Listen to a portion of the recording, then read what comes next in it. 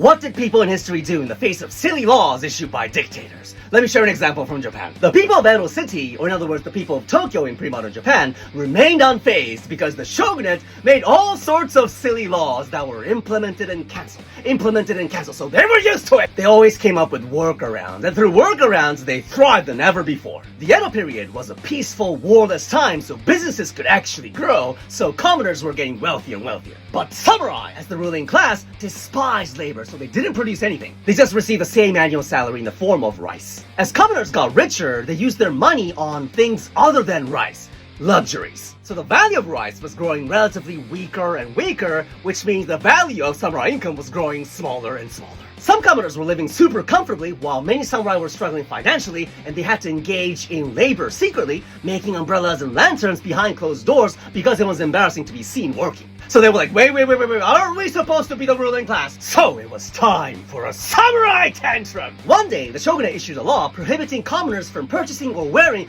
kimonos with elaborate designs or colors. Starting today, you commoners can only wear brown, gray, and navy because those are sad colors!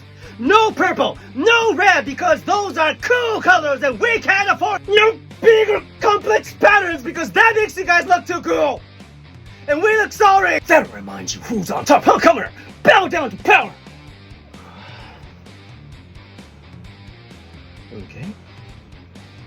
In response to the silly law, textile makers created 48 shades of navy, 48 shades of brown, 100 shades of gray. Fabrics that look patternless from a distance, but are intricately patterned up close. Kimonos that look dull on the outside, but hide extravagant linings on the inside. These workarounds within limitations brought about a culture that celebrates subtle self-expression.